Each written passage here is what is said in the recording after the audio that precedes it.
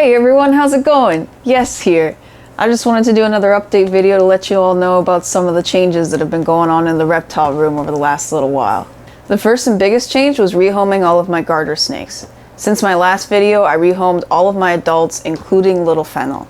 I had bought one more baby garter snake and I was hoping to have two baby female garters that I would raise up together, but it turned out that my original baby garter snake, Strawberry, was a male. So the two of them couldn't live together.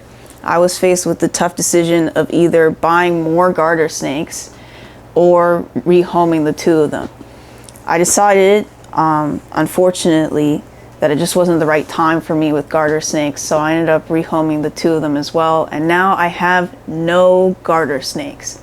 I loved my time with them, and I really hope that I can work with garters again in the future, but for now, I guess it just wasn't in the cards for me. Part of the reason that I rehomed the garter snakes was that I had done a lot of soul searching, and in that process realized that I love blue-tongued skinks way more than I had even realized.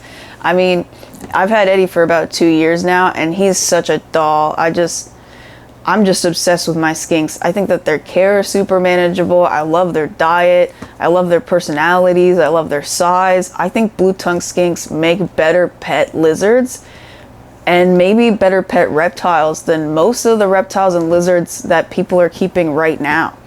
But more than that, I think maybe I could do something to help them out. As of right now, very few people outside of Indonesia breed Halmahera blue-tongued skinks and Indonesian blue-tongued skinks in general. Yet they're constantly sold to people as pets who don't realize that they're bringing home a wild animal. I've decided that I'm a skink guy, and I'm going to work with Indonesian blue-tongued skink subspecies to offer a more ethical alternative for them as pets. Because blue-tongued skinks make great pets, and even better when they're well adjusted.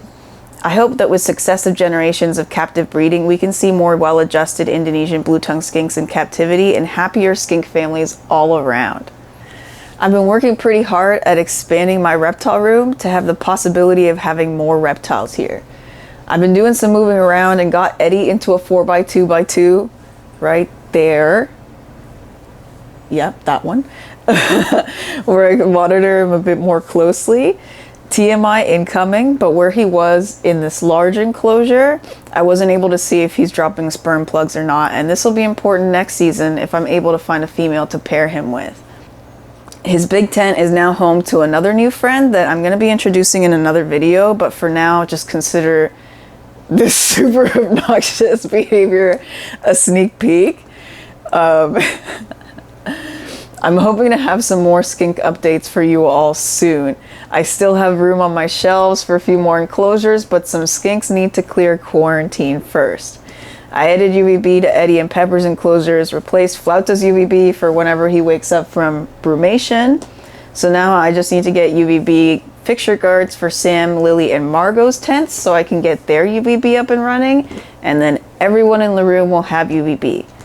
The next major upgrade is going to be a shift away from my janky on-off thermostat and manual dimmer combo and into dimming thermostats for everyone's enclosures.